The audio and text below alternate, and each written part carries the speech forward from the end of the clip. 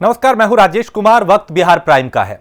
संतोष कुशवाहा ने आरएलएसपी का दामन थाम लिया है और आरएलएसपी अध्यक्ष उपेंद्र कुशवाहा ने पार्टी की उन्हें सदस्यता दिलवाई। वहीं उपेंद्र कुशवाहा ने एनडीए पर हमला बोला और कहा कि एनडीए में अति पिछड़ा और दलित के लिए कोई जगह नहीं है। चिराग पासवान आज बीजेपी के लिए एक तरफा प्यार दिखा रहे हैं।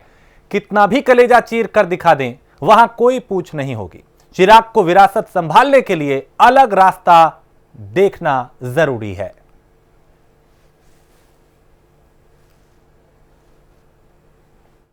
को बाध्य करता है कि आप वहां बने रहिए, वरना आपको भी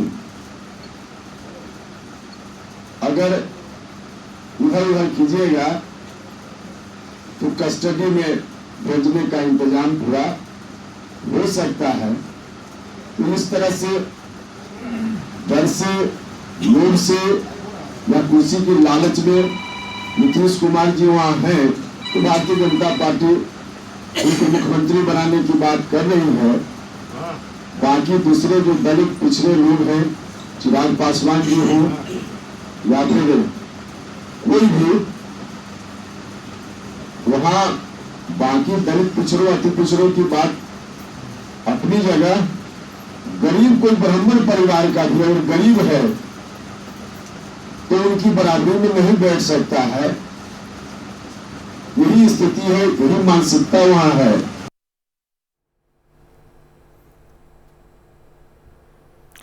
शेखपुरा जिले के घाटकुंभा प्रखंड के गैगोर खेल मैदान में नेता प्रतिपक्ष की जनसभा का आयोजन किया गया। शेखपुरा पहुंचने पर नेता प्रतिपक्ष तेजस्वी यादव को उनके समर्थकों ने उनका जोरदार स्वागत किया। वहीं तेजस्वी ने सभी का अभिवादन स्वीकार किया और सभा को संबोधित करते हुए कहा कि 15 साल से मुख्यमंत्री नीतीश कुमार की सरकार है, कितनों को रोजगार मिला, गरीबी भुखमरी कम होने की जगह बढ़ी है। उन्होंने कहा कि अगर हमारी सरकार बनेगी तो हमारा पहला काम 10 लाख नौकरी देने का होगा। सिपाही की 4,50,000 पद खाली पड़े हैं जिनका रिजल्ट का इंतजार रहता है और छात्र लगातार जब रोजगार मांगते हैं तो उन पे लाठीचार्ज किया जाता है।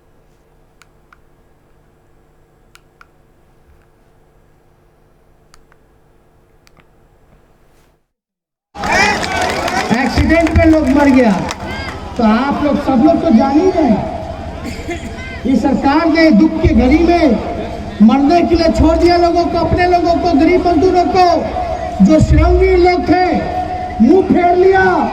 एक बार वो बदला लेना होगा। वही श्रमवीर के नाम पे कितना पैसा आपदा विभाग में खर्च किया गया, नहीं किया गया, हिसाब दे नीतीश कुमार। पूरा घोटाला हुआ। बोले थे 5,000 रुपया देंगे एक व्यक्ति को जो क्वारंटाइन रहेगा, नहीं होगा। कितना खर्चा होगा? 40 लाख से भी ज्यादा मजदूर है। बताइए, पैर में छाला पड़ गया, 1500 किलोमीटर चल के आया, 2000 किलोमीटर आया, 2 मिनट लोगों ने रोकने का काम किया। सभा चुनाव 2020 की सरगर्मियां तेज हैं। इस बीच एक संवेदक के घर इनकम टैक्स विभाग ने छापा मार दिया और संवेदक मनोज ठेकेदार के घर पर विभाग के लोगों ने छानबीन की और पूछे जाने पर अधिकारी ने कुछ भी बोलने से इनकार कर दिया।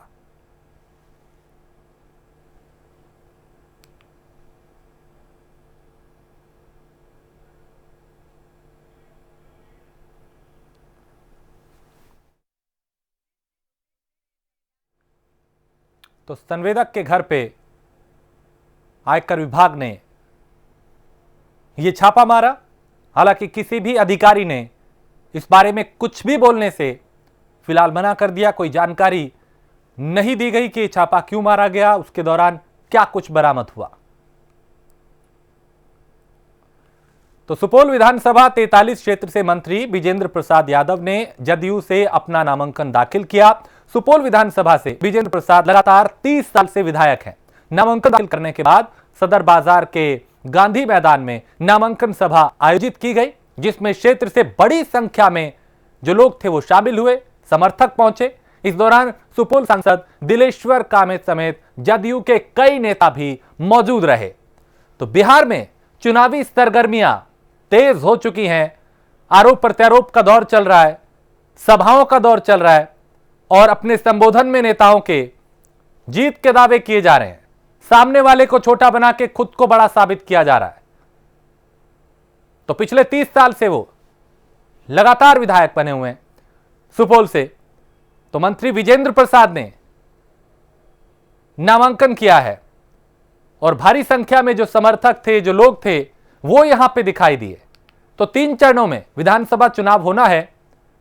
पहले चरण का 28 अक्टूबर को, दूसरा 3 नवंबर को, तीसरे चरण का 7 नवंबर को और 10 नवंबर को, तीनों चरणों के। और 10 नवंबर फिर साफ हो जाएगी कि जनता किसके साथ गई और किसके खिलाफ गई। पूर्णिया विधानसभा क्षेत्र 62 स्थानीय सदर बीजेपी एनडीए गठबंधन विधायक विजय खेमका ने नामांकन पत्र दाखिल किया। उन्होंने कहा कि पिछले 5 साल में जिस तरह पूर्णिया की जनता ने हमें प्यार दिया, ठीक उसी तरह मैंने भी पूर्णिया की जनता को प्यार दिया। मैंने जो वादा किया था उसे पूरा किया। यह पूरी पूर्णिया की जनता जानती है।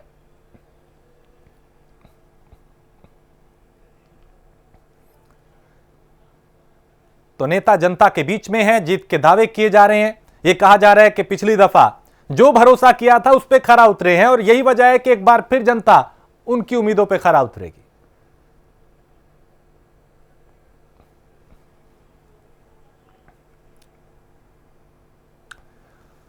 और बिहार चुनाव पर उप मुख्यमंत्री सुशील मोदी ने बयान दिया। उन्होंने कहा कि इस चुनाव में बिजली सबसे बड़ा मुद्दा है। कोई सोच नहीं सकता था कि हर घर तक बिजली पहुंचेगी, लेकिन एनडीए की सरकार ने इसे पूरा किया है। ग्रामीण क्षेत्रों में 20 से 22 घंटे बिजली आती है। वहीं सिंचाई के लिए भी अब बिजली दी जाएगी और डीजल से 20 रुपया प्रति कट्टा खर्च आता है, बिजली से 2 रुपये प्रति कट्टा आएगा। तो हमारी सरकार ने कृषि के लिए किसानों से 65 पैसे प्रति यूनिट लिए और सरकार खेतों में सोलर पंप लगाएगी और किसानों की आमदनी को बढ़ाने की जो दिशा है उस तरफ आगे बढ़ा जाएगा। चुनाव में बिजली सबसे बड़ा मुद्दा है। कोई सपने में नहीं सोचता था कि बिहार के हर घर तक बिजली पहुंच जाएगी, लेकिन एनडीए की सरकार ने वो काम कर दिया जो असंभव सा दिखता था और आज बिहार के हर घर तक बिजली पहुंची है। ग्रामीण क्षेत्रों में करीब 20 से 22 घंटा बिजली है और शहरी क्षेत्रों में 24 घंटा बिजली है। और आगे आने वाले दिनों में हम गाँव में भी 24 घंटा बिजली की आपूर्ति करेंगे। कोई लोड शेडिंग नहीं, कोई इन्वर्टर नहीं, कोई जनरेटर नहीं। और अब हम लोगों ने ये भी तय किया है कि जो सिंचाई है यानी बिजली को खेत तक पहुंचाएंगे। अब बिहार का किसान डीजल से खेती नहीं करेगा, बल्कि बिहार का किसान बिजली से सिंचाई करेगा। और कैमूर जिले के मोहनिया पहुंचे रालोसपा के राष्ट्रीय अध्यक्ष उपेंद्र कुशवाहा ने बाबा साहेब की प्रतिमा पर माल्यार्पण किया। इस दौरान वहां मौजूद भीड़ में ना तो किसी के चेहरे पे मास्क दिखा, ना ही सोशल डिस्टेंसिंग का पालन हुआ। इस दौरान उन्होंने मोहनिया से रालोसपा के उम्मीदवार सुमन देवी के पक्ष में मतदान करने की अपील की और कहा कि बिहार में अच्छी शिक्षा मिले, गरीब लोगों का बेहतर इलाज हो, बेरोजगारों को रोजगार मिले, यही प्राथमिकता है और इन्हीं मुद्दों पर अब तक लोगों का ध्यान नहीं गया। तो हर दल अपने अपने तरीके से चुनाव प्रचार कर रहा है। मतदाताओं को लुभाने की कोशिश की जा रही है, अपने पक्ष में मतदान करने के लिए कहा जा रहा है, अपनी जीत के दावे किए जा रहे हैं। लेकिन मतदाता किसके साथ जाएगा और किसके खिलाफ जाएगा, ये चुनाव के नतीजे बताएंगे। फिलहाल हर दल और हर नेता अपनी अपनी जीत के दावे कर रहा है।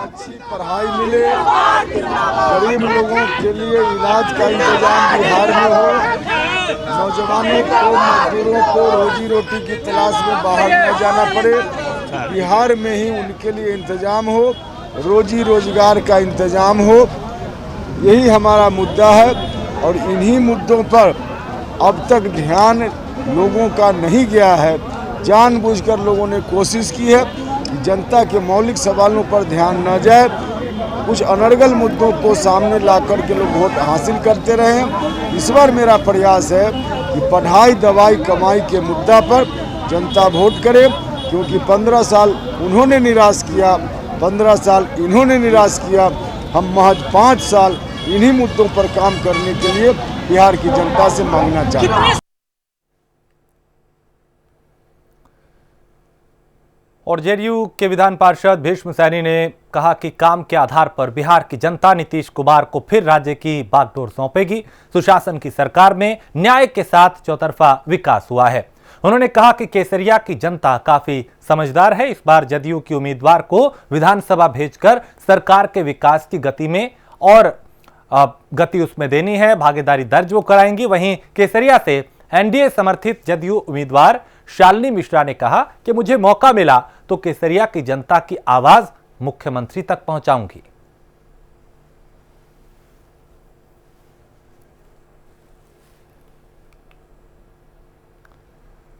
तो बिहार में चौतरफा विकास हुआ है, ऐसा वो उम्मीदवार जो सत्ता पक्ष के हैं दावा कर रहे हैं। विपक्ष हमला कर रहा है, आरोप प्रत्यारोप का दौर जारी है, अपनी अपनी जीत के दावे किए जा रहे हैं, सरगर्मियां तेज हैं, नारेबाजियां सुनाई दे रही हैं, नारेबाजी हो भी रही है। तो जनता किसके साथ जाएगी, इसकी तस्वीर साफ हो जाएगी 10 नवंबर को, जिस दिन नतीजे आएंगे। लेकिन उससे पहले जो तैयारियां हैं वो की जा रही हैं। एक दूसरे पे आरोप प्रत्यारोप का दौर जारी है, अपनी जीत के दावे किए जा रहे हैं। सत्ता पक्ष अपने काम गिनवा रहा है, विपक्ष खामियां गिनवा रहा है।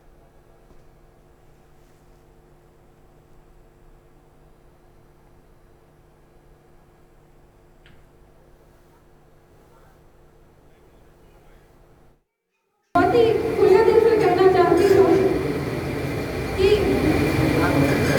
माननीय मुख्यमंत्री जी ने मुझे जो मौका दिया है, मुझ पर जो विश्वास किया है, एनडीए के नेतृत्व ने जो मुझ पर विश्वास किया है, मैं उनकी उम्मीद पर पूरी तरह से खड़ी उतरूंगी और मैं हर हाल में आप लोगों के सहयोग से केसरिया विधानसभा की सीट जीतकर एनडीए की झोली में दूंगी। और तेजस्वी यादव ने बड़ा बयान दिया। तेजस्वी ने नीतीश कुमार पर निशाना साधते हुए कहा कि हम खुली चुनौती नीतीश कुमार को देते हैं, वो जब जहां चाहें मुझसे किसी भी मुद्दे पर डिबेट कर लें। वहीं लोगों में नीतीश कुमार को लेकर भारी गुस्सा है, ऐसा भी उन्होंने कहा। और बड़ी संख्या में लोग आकर अपनी नाराजगी जाहिर कर रहे हैं।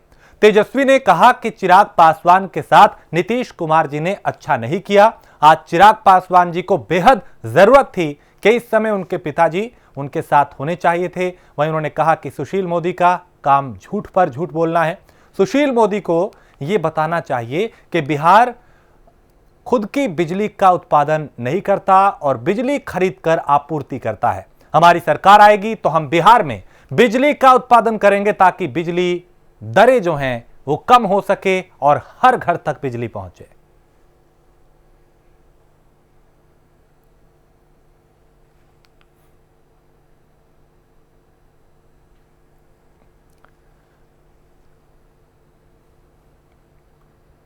कटिहार जिले के प्राणपुर विधानसभा क्षेत्र में जवाहर प्रसाद मंडल की अध्यक्षता में नामांकन को लेकर बैठक का आयोजन किया गया, जिसमें प्राणपुर विधानसभा क्षेत्र के सैकड़ों कार्यकर्ता निर्दलीय प्रत्याशी इशरत परवीन को सर्वसम्मति से चुनाव लड़ने के लिए समर्थन दिया गया। और विधायक प्रत्याशी परवीन ने कहा कि प्राणपुर विधानसभा क्षेत्र की जनता प्राणपुर के बेटे बेटी को अपना मत देना चाहती है और उन्होंने ये कहा कि उन पे भी भरोसा किया जाए। सुपौल की पड़ियाही गांव में ग्रामीणों की महापंचायत हुई, जिसमें ग्रामीणों ने एकजुट होकर मतदान बहिष्कार करने का फैसला किया। महापंचायत में ग्रामीणों ने रोड नहीं तो वोट नहीं के नारे भी लगाए और अपनी नाराजगी को जाहिर किया।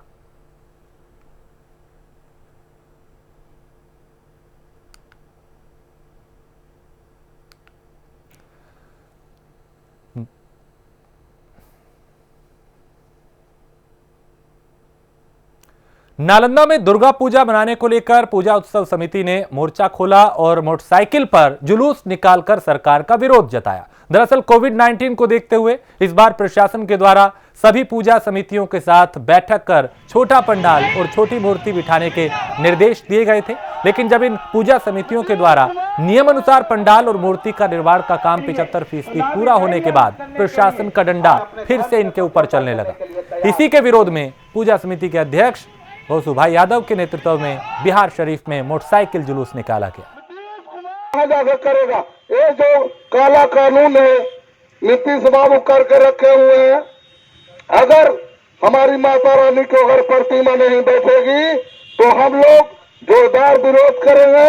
नालंदा जिला वासी से अपील करेंगे कि हम लोग वोट बहिष्कार करेंगे और चरम सीमा पर आंदोलन करेंगे।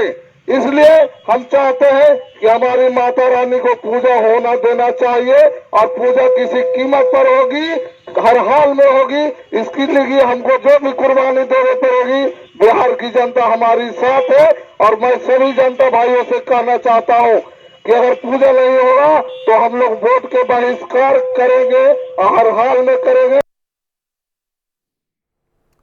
और लालू यादव के ट्वीट पर बोले बिहार प्रभारी भूपेंद्र यादव, कहा लालू जी को सबसे ज्यादा आराम की जरूरत है और नीतीश कुमार लगातार काम कर रहे हैं, बिहार की सेवा कर रहे हैं और उनके नेतृत्व में सरकार बन रही है। अब इस पे लालू जी, पहले तो सबसे ज़्यादा आराम की ज़रूरत लालू जी को ही है कि वो स्वयं अभी आराम करें। और दूसरी बात, नीतीश कुमार जी बहुत सक्रियता के साथ काम कर रहे हैं, बिहार की लगातार सेवा कर रहे हैं, बिहार को आगे बढ़ा रहे हैं और निश्चित रूप से उनके नेतृत्व में सरकार बनने जा रही है। लेकिन बात बिहार में करने वाले जो है प्रशांत किशोर, वो इस बार चुनाव में गायब हो गए हैं। कौन है प्रशांत किशोर? कौन है चुनाव से? मैं नहीं जानता नहीं। और बिहार विधानसभा चुनाव को लेकर तीसरे चरण में मुजफ्फरपुर की 6 विधानसभा सीटों में चुनाव होना है, जिसकी नामांकन प्रक्रिया शुरू हो गई है। वहीं सोमवार गायघाट, बोचहा, सकरा, ओराई समेत अन्य क्षेत्र के कई दिग्गजों ने अपना नामांकन दाखिल किया। इस बार गायघाट में कुछ अलग और सरगर्मियां भरा चुनाव देखने को मिलेगा और सरगर्मियां जो हैं चुनावी वो दिखाई देने लगी हैं।